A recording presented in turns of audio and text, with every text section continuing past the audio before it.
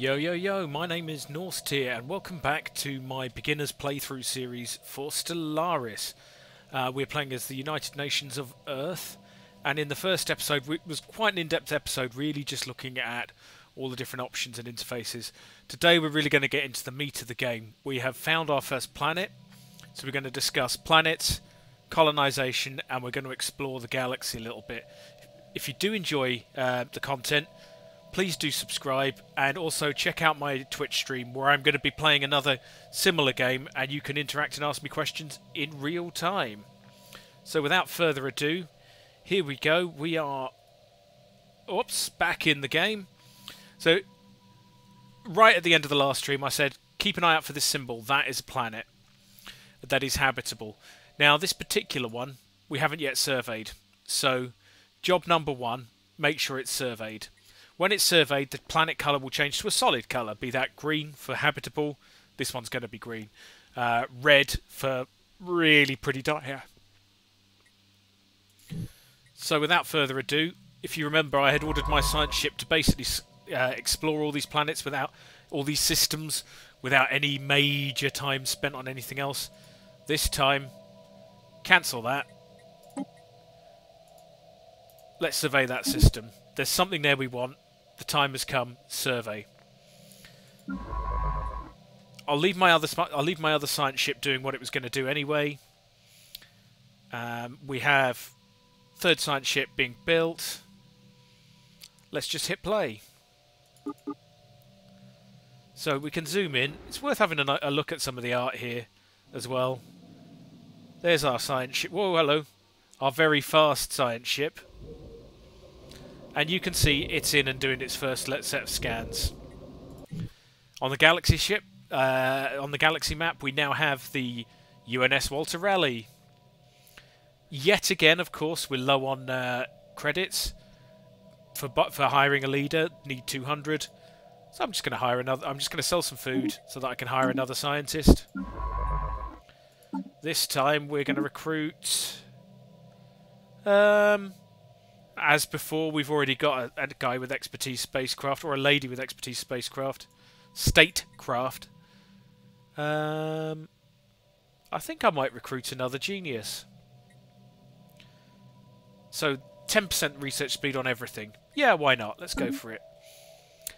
Only this time, I'm not going to make them the leader. So, if we go back to technology, if you remember, poor Colin Merchant is studying something he's not very good at. So instead of having plus 2%, if I sub in my new genius... Sorry, if I sub in my old genius, you notice that's now gone up to 12%. Let's get this right. I should have another genius here somewhere. There we are. So now when I go to my research screen, I have two geniuses and somebody researching the right field. That's great. And we can just pop Colin Merchant on a science ship for now.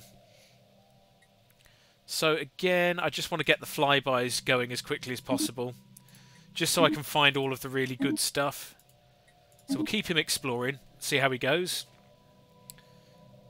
Excellent. Haven't quite got enough alloys. I'm going to build a fourth science ship. Then we'll see how we feel after that. Construction completed.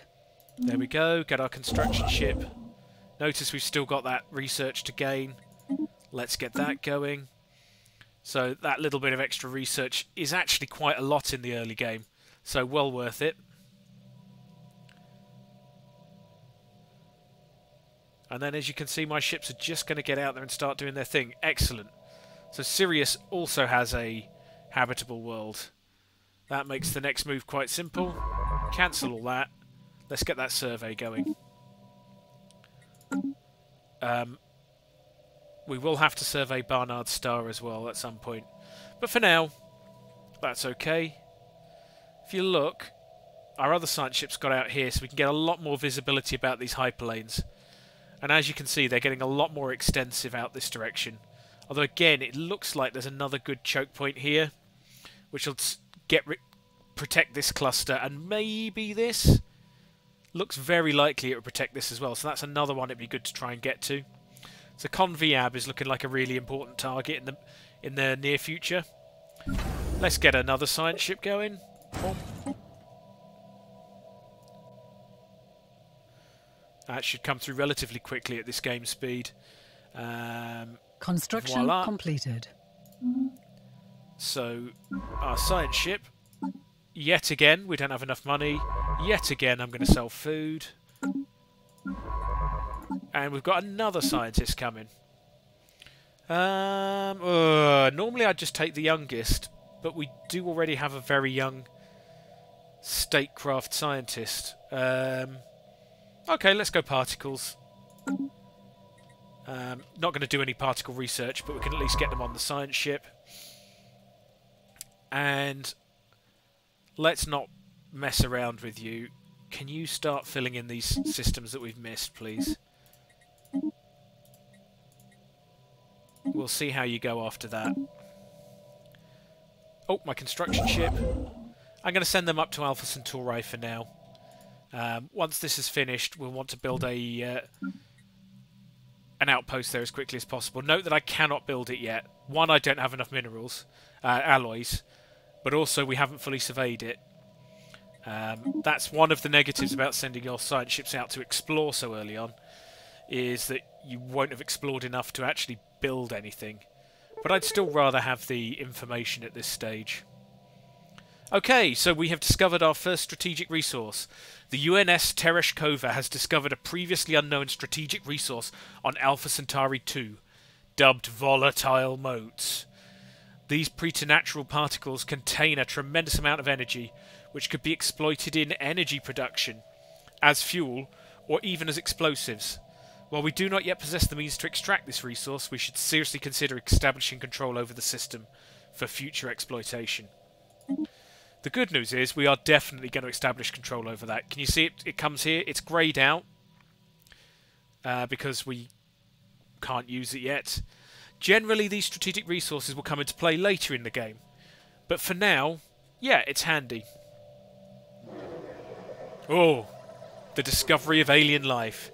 The UNS Walter Raleigh has made a startling find on Sirius 3. So we've surveyed the planet. The planet is teeming with alien life. For the first time in history, we have encountered life forms that did not originate on Earth. This amazing discovery has silenced those who believed that we were alone in the universe. Although none of the alien creatures found on Sirius 3 are sapient, it is likely only a matter of time before we encounter beings that are. We may not be alone out here. And oh, a bit of free research. Nice. Notice how the colour has now changed on Sirius. It is green. Very, very habitable. But even so, notice that there is some minor losses because the habitability isn't at 100%. So we will need more amenities, but essentially things to make our population happy. Our upkeep's going to be slightly higher. We'll get slightly less resources and our pop growth will be slightly lower. Yeah, they're all bad. But in the overall scheme of things, 90% is still pretty good. Note at this stage you can see several things. You can see how many districts you can build. I will get onto that in a minute. I'm going to hold off for just a little while until we have something to build on Earth. Also, this menu I think is a little bit hidden. You can actually click on planetary features. And you can see we've got something going on here. So you can see we have a rare planetary feature, dust caverns. Where are they? Where are they? Good question. Maybe blocked. So these are tile blockers. So these generally will block something that you might otherwise want to build. So we've, for instance, got dense jungles, which... there's the dust caverns. So yeah, we'll be able to build extra moat harvesting traps, which is nice. This one's blocking some agriculture districts. This one's blocking another agriculture district. Just note that at the moment, well, one, we don't have the money, but we actually need technology to clear these. So for now, we're stuck with them. But there's still plenty on that planet we could be getting on with. Lots and lots of agriculture. Loads and loads of agriculture. We can't colonise yet. It needs to be inside our borders. So that's thing number one. Hence why we want to expand as quickly as possible towards these. While that was going on, we have also had another alert. So we have accrued enough traditions, enough unity to gain a tradition. So at the beginning of the game, probably you'd either be looking at discovery or expansion. Discovery, pretty handy for getting out quick. So surveying will be faster. I'm not going to go through these in detail. There are plenty of videos that do.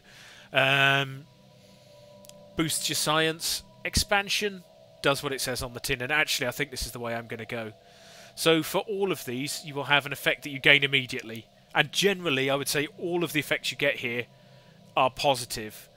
Some are more positive than others, though. So for instance, if you look down the tree here, colonies start with extra population. That's great. Pop growth speed plus 10%. Really, really, really good. The adoption, on adoption, we actually only get a little bit of colony development speed.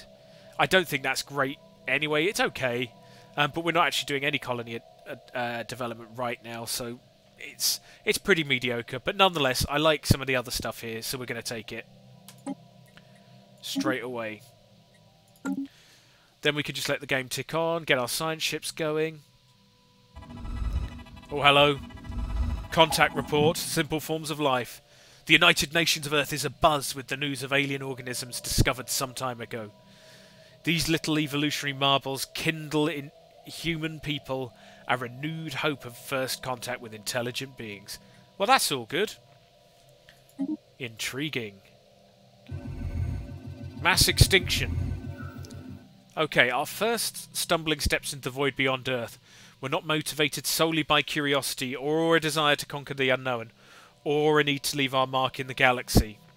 The biosphere of Earth has undergone rapid changes in the past few centuries, and prominent scientists warn that Earth may be faced with a mass extinction event.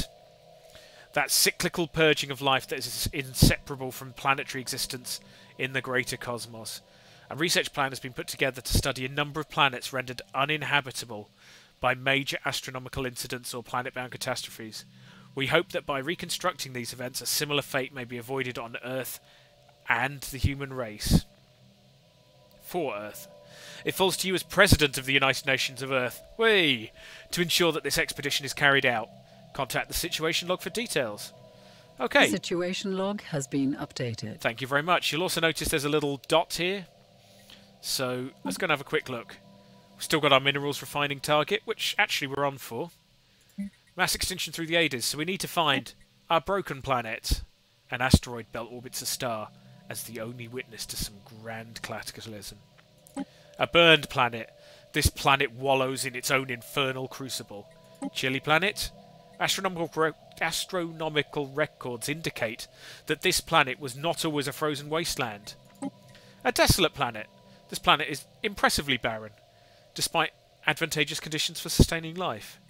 And a noxious planet. So, what you'll see in the situation log is this option for tracking on map.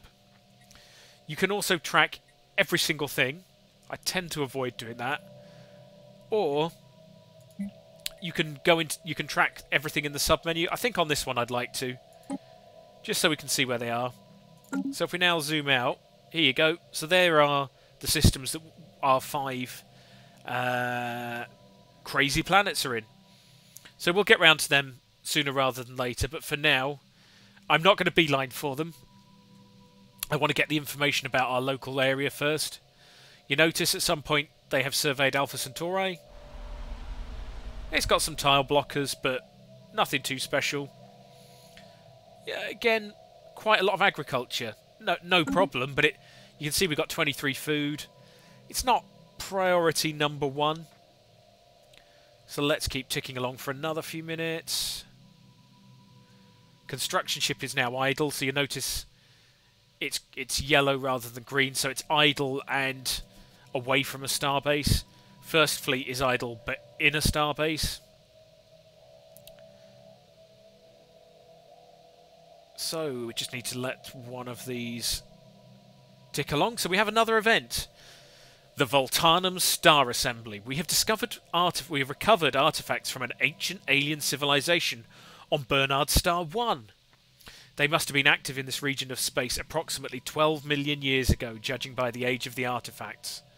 From what they have been able to piece together, our scientists theorize that these aliens, who called themselves the Voltanum Star Assembly, were worm-like annelids, roughly 3 to 4 meters in length, that communicated with each other primarily through vibrations carried along their segmented bodies. Interesting. So we now have an event chain. Situation log has been updated. And shock horror, it's in the situation log. So we need to recover some Voltanum artifacts. This time there isn't an option for seeing where it is. We're just going to have to find them as the game goes along. Again, let's let that tick along. Have a quick look in Alpha Centauri. You can see there's actually still quite a few to be surveyed, but hey, that's life. Contact report, remnants. Human xenologists are practically falling over themselves to publish their takes on the recent findings of alien life. This fevered storm in the scientific community has had some negative, yet temporary impact on pursuits in other areas. Remarkable. Right. Meanwhile, on with the fun.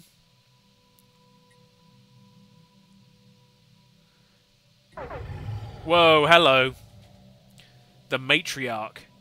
A creature of legend swims langoriously between the gas giants, dotting the Sastram system, with tentacles larger than a human battleship. We can't actually make battleships.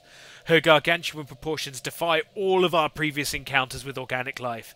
The creature's magnificent glowing hide stands out startlingly against the void of space. She appears to be quite old, remarkably so. A veritable ancient, covered end-to-end in battle scars and strange growths. A gigantic, unexploded proton torpedo is lodged in the venerable Matriarch's back, and the fractured remains of ships in the system speak of what manner of fate befell any vessels that strayed too close. Incredible. In fact, that's so incredible, I'd like to go and have a quick look at it.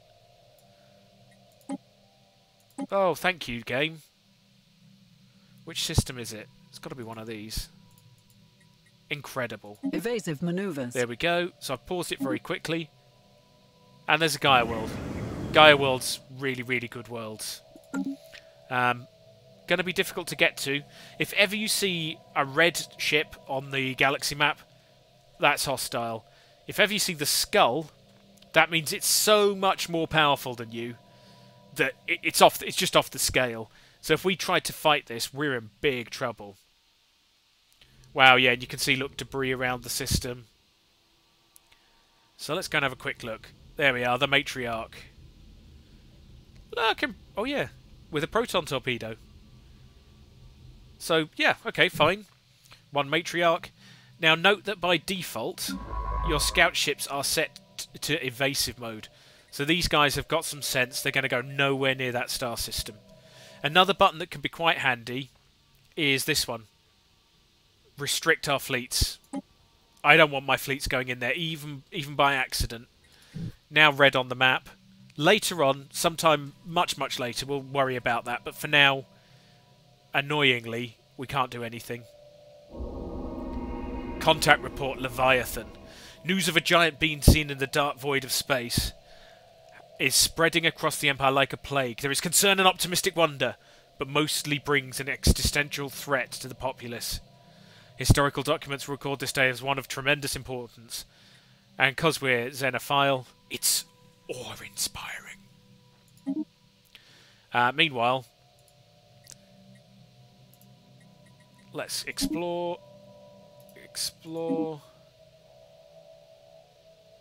We might as well go for this one with the interesting stuff happening. And then I think we've had at least a fly through all of the interesting systems. You do need to keep a bit of an eye when you're doing the fly-throughs, because it's easy to miss some of the good stuff that comes up. System survey concluded. Excellent. So Sirius is surveyed, great. And we found some exotic gases. Brilliant. Again, they appear on the map. System survey concluded. We can't do anything with them yet. So the UNS Walter Raleigh doesn't have anything queued up, so he's idle. So let's go and survey, and then we'll see what the lay of the land is in a few minutes. Evasive maneuvers. Really? Okay, that's a bit annoying. Another hostile. We've encountered some form of alien vessels in the Revac system. These strange objects have been flagged as nightmares. Until we can learn more about them, we should proceed with caution. Yep, we will. Note, we now have another thing in our situation log. United Nations of Earth has finally encountered fellow wanderers among the stars. Despite their intentions being unknown and potentially even hostile, the atmosphere on Earth following the report from our contact fleet can best be described as rapturous. You can go and... Hey, look at that. I love the nebula systems. There's so much going on. Right. And there is a 5.3 cloudy thing. 5.3 thousand cloudy thing. Bear in mind our entire war fleet is 100. So that's 50 times more powerful than our entire war fleet. So that's not great. Slightly annoyingly, it means we cannot move backwards and forwards along here. Because right now we have two extremely dangerous systems. So we're going to have to go up and down every time we want to move around. By no means is this the end of the world, but it is annoying. So I'm going to just get this ship starting to survey out that way. No, it's good to queue up some orders for the science ships. Otherwise, you're constantly going backwards and forwards. How's Alpha Centauri looking? Come on. Beginning to regret waiting for that one. Trinary system. More exotic gases. It's all good.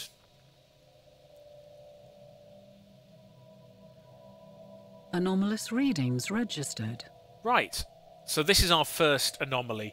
You will find a lot of anomalies in the game. So this is our survey ships finding something a little bit odd that they want to go and have a look at. Ship sensors are picking up an unexplained pattern of interference. We're level 1.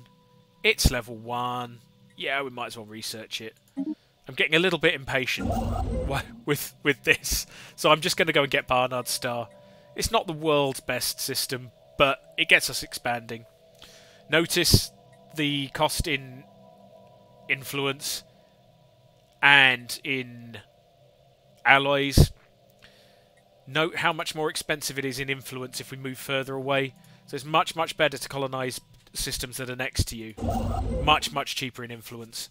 And I know it doesn't look it right now, but influence is extremely precious. So we're going to get that one going. Thank you very much. And then everything will just tick along for a little while. We have detected an anomaly. Okay, so this is a specific type of anomaly.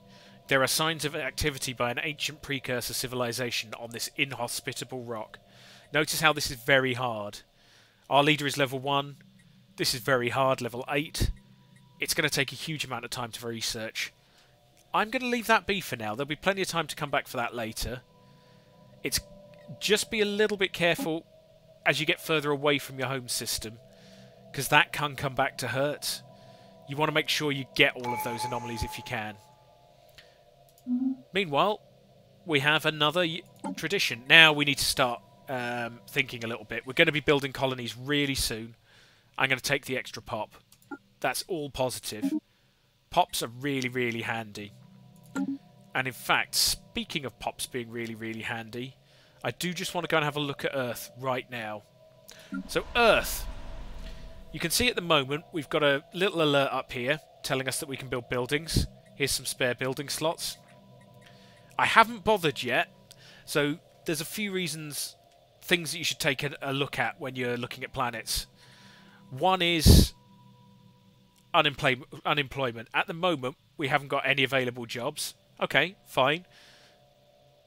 But we haven't got any unemployed population either, so if I build a building now, it's going to create some jobs, and they're just going to sit there idle. And if you look, these all cost something to upkeep, so you're not really helping yourself. This one's quite handy to keep an eye on. Got plenty of houses, 6 spare. Amenities, so these will keep our population relatively happy. And we've got no crime. Stability, we're very stable. That's our population level. Note that when it gets to 35, we'll get another building slot. Then we saw this for the colonising targets. You've got various areas that add, different districts and things like that. you also have here on your home planet some relatively easy to clear tile blockers. One I'd say to keep an eye out for right at the beginning is the sprawling slums, because when you clear it, you get a functioning population. It's a bit expensive, but I think that's well worth it. So we're going to do our first planet action, which is to clear the sprawling slums. One other thing that I think can be a little bit confusing at the beginning of the game is buildings and districts, districts and buildings. So if you try and think of districts as large areas of land and buildings as specific small items. So for instance, with New York City is a city district, but you have the United Nations building inside that district. And you can build, obviously, extra buildings. You can also build extra districts. So districts usually come with some housing and some raw material producing jobs. So city districts, lots of housing and a job that produces some trade. Generators, a little bit of housing and some technicians for producing energy credits. Mining, housing plus minerals. Agriculture, housing plus food. Buildings tend to give you more developed, more refined products. So if you look, the ones we've got built already, we have an administration, which gives us some enforcers, some administrators. We've got another administration office here, which gives us some bureaucrats, scientists, alloys, civilian industries to give us civilian goods, consumer goods. So the buildings tend to give you more refined materials. Districts tend to give you raw materials. Right, how are we doing? We've already been going a little bit. I'll give it 5 more minutes. Sonified science. The UNS Tereshkova crew has succeeded in isolating a signal. This is from the anomaly. Embedded within the unusual pattern of interference in the Alpha Centauri system. The signal is a song. A complex sonication of an advanced mathematical equation, to be precise, and one that science officer Koketsu Okeke cannot seem to get out of their head. Who or what may have composed this song remains unknown, although its complexity infers an incredible level of technological sophistication regarding subspace harmonics. The signal's geodesics, I don't even know what geodesics means, suggests a point of high origin outside of our galaxy. Ooh. Well, okay, cool. Some research. Note how when this is finished, your science ship will go back to researching. Other thing to notice, we now have an unemployed warning on the planet Earth. So we are going to need to build something there once that slum's cleared. And in fact, we've got plenty of minerals for now. We might as well queue something up. Raw resources are looking okay. So let's maybe build a building. One of the ones I like to get early is an alloy foundry. Alloys will become quite critical later, and if we do encounter hostiles early on, I want to have the capacity to build star bases and ships to defend ourselves. So we'll queue up one of those as well. Anomalous readings registered. Found another anomaly. Now this one, much easier. So we're just going to research this. There is significant scarring on the surface of the world, in a pattern that cannot be natural. From orbit, the massive rifts look almost like writing. Notice in the situation log now, Bomph, we've got a couple of different things we can do. So we can investigate these aliens. Actually, it's probably worth doing. So I'm gonna do that for now. Note that when we're doing this, it's going to block other research. So yeah, let's go for the nightmares who are down here. Research that, please. Also, we have anomalies. So if ever you lose track of where your anomalies are, you can find them here. Note also that when you've got science ships selected, you can see where things like anomalies are as well. On with the fun. System survey concluded. Excellent. So Alpha Centauri is now surveyed. This guy is idle. So we've got 2 science ships going this way. Let's send another one over here. And then once we get there, we can have a look, see what the hyperlanes look like. Then we just got to let. We have detected an anomaly. There we are, another anomaly. Some kind of unknown structures are floating in this gas giant's upper atmosphere. They appear to be using aerostatic lift to remain buoyant. Routine? Sure. Let's research that. And we have built our first outpost. Note how it changes. Note how our borders have expanded. You can also build a mining station there, which we should obviously do. And meanwhile, on Earth, we've cleared the tile blocker. Note how we now have unemployment. So once these alloys foundries are built, we should relatively quickly fill them. We have detected an anomaly. Okay, again, this is a very hard one. So I think for now, I'm going to leave that. W1H83 periodically spews an alarmingly eclectic mix of particles and radiation into the void. I'm curious. Where is it? In Venus. But I'm going to leave it be for now, just so that I can keep my ships moving. Right. Didn't quite get to colonising, but at least we've been through the planets. We'll obviously be doing a lot more of that in game, so you can follow exactly how I deal with that later. What I would say for now is I'm going to leave it there. Next episode, we will expand out even further, get onto some colonies, and see if we can encounter some aliens. I don't know, because I don't know where they are. Could be quick, could take a long time. Thank you very much for watching. Do please have a look at my my Twitch stream. Details below. Otherwise, have a great day.